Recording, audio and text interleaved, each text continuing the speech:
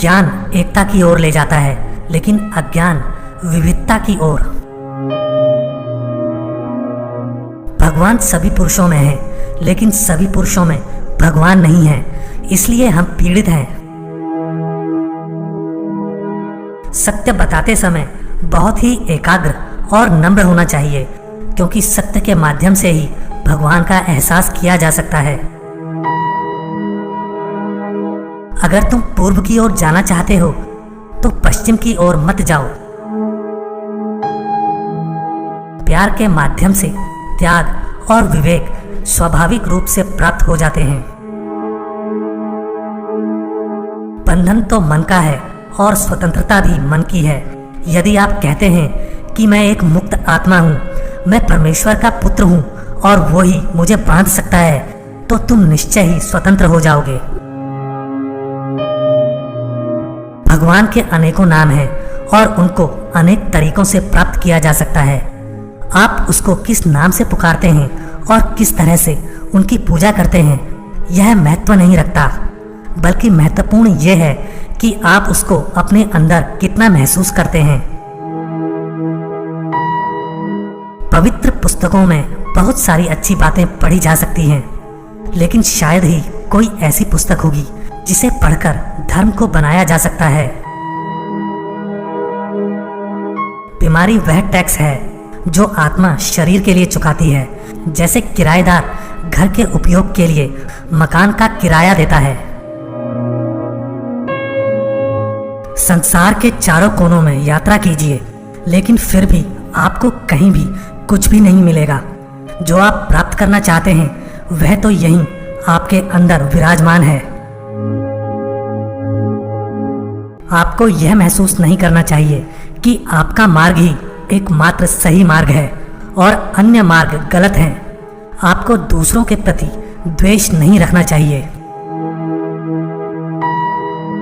अलग अलग लोग भगवान को अलग अलग नामों से पुकारते हैं, कुछ अल्लाह के रूप में, कुछ गॉड के रूप में और अन्य कृष्ण, शिव और ब्रह्मा के रूप में। यह एक झील में पानी की तरह है। कोई एक जगह पीता है और जल कहता है, कोई दूसरी जगह पानी कहता है और कोई तीसरी जगह पर वाटर कहता है। हिंदू इसे जल, ईसाई वाटर और मुसलमान पानी कहते हैं, लेकिन यह एक ही बात है। धर्म पर बात करना बहुत ही आसान है, लेकिन इसको आचरण में लाना उतना ही मुश्किल है। महापुरुषों का स्वभाव बालक जैसा होता है। भगवान की भक्ति या प्रेम के बिना किए गए कार्य को पूर्ण नहीं किया जा सकता। बिना सत्य बोले तो भगवान को प्राप्त ही नहीं किया जा सकता, क्योंकि सत्य ही भगवान है। भगवान की तरफ विशुद्ध प्रेम बेहद जरूरी बात है और बाकी सब असत्य और काल्पनिक है। जिस व्यक्ति में ये तीन चीजें हैं वो कभी भी भगवान को प्राप्त नहीं कर सकता या भगवान की दृष्टि उस पर नहीं पड़ सकती। ये तीन हैं लज्जा, घृणा और भय। शुद्ध ज्ञान और शुद्ध प्रेम एक ही चीज है। ज्ञान और प्रेम से जिस लक्ष्य को हासिल किया जा सकता है वो एक ही है और इसमें भी प्रेम वाला रास्ता ज्यादा आसान है। मैं आपको एक सत्य बताता हूँ, आप इस दुनिया में हैं, इसमें कुछ भी गलत नहीं है, परंतु आपको अपना ध्यान भगवान की ओर लगाना चाहिए, नहीं तो आप सफल नहीं हो पाओगे। एक हाथ से अपने कर्तव्य का निर्वाह करो और दूसरे हाथ से भगवान की भक्ति करते रहो। जब आपकी ड्यूटी खत्म हो जाएगी तो आप अपने दोनों हाथों से भगवान की भक्ति कर पाओगे। भगवान के अनुग्रह की हवा दिन और रात आपके सिर के ऊपर बह रही है। अपनी नाव यानी अपने मन के पाल खोलो, यदि आप जीवन रूपी सागर के माध्यम से तेजी से प्रगति करना चाहते हैं। मनुष्य को लगातार भगवान का नाम दोहराते रहना चाहिए। भगवान का नाम कलयुग में अत्यधिक प्रभावी है। योग इस काल में संभव नहीं है, क्योंकि अब मनुष्य का जीवन केवल भोजन पर निर्भर करता है। भगवान के नाम को दोहराते समय अपने हाथ से ताली बजाते रहो। इससे आपके पापों का पंछी उड़ जाएगा।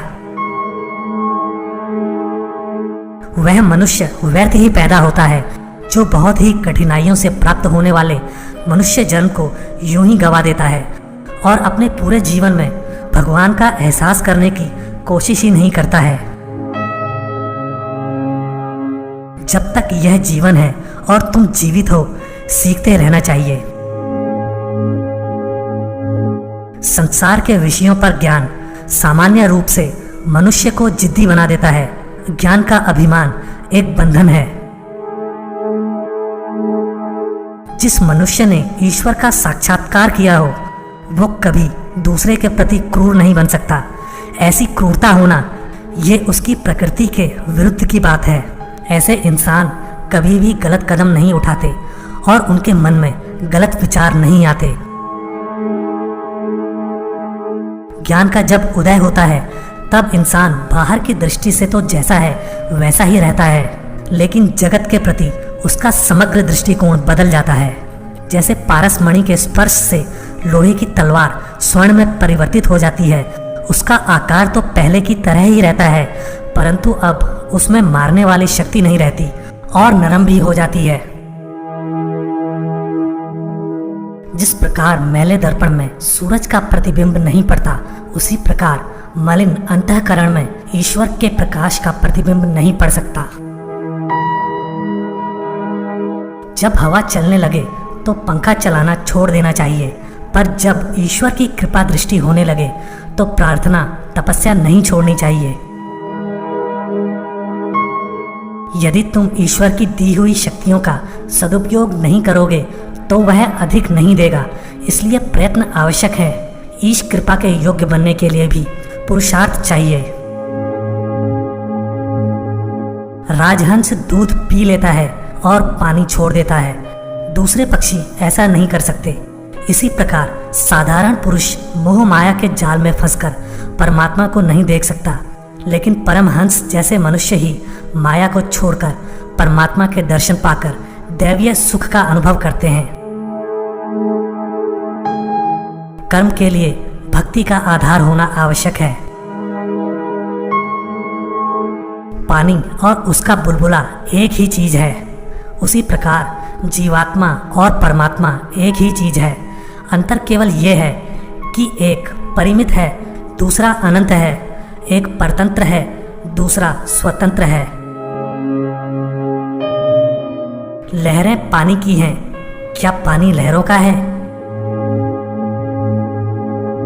जब तक इच्छा का अंश मात्र भी विद्यमान है तब तक ईश्वर के दर्शन नहीं हो सकते।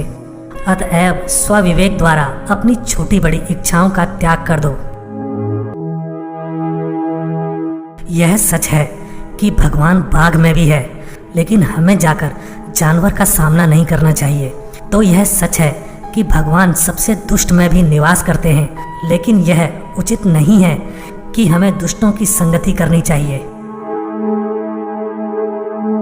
पुरुष तकिए के खोल की तरह होते हैं। एक का रंग लाल, दूसरे का नीला और तीसरे का काला हो सकता है, लेकिन सभी के भीतर एक ही कपास होती है। मनुष्य के साथ भी ऐसा ही है। एक सुंदर है, दूसरा कुरूप है, तीसरा पवित्र है और चौथा दुष्ट है, लेकिन ईश्वरीय सत्ता उन सभी में निवास करती है। कौन किसका गुरु? ईश्वर ही सृष्टि का मार्गदर्शक एवं गुरु है। ईश्वर को सभी मार्गों से प्राप्त किया जा सकता है। सभी धर्म सत्य हैं। महत्वपूर्ण बात छत तक पहुंचना है। आप यहाँ पत्थर की सीढ़ियों से या लकड़ी की सीढ़ियों से या बांस की सीढ़ियों से या रस्सी के सहारे पहुंच सकते हैं। आप बांस के खंभे के सहारे भी ऊपर चढ़ सकते हैं। संसार सचमुच सत्य और दिखावट का मिश्रण है। दिखावटी विश्वास को त्यागें और सत्य को अपनाएं।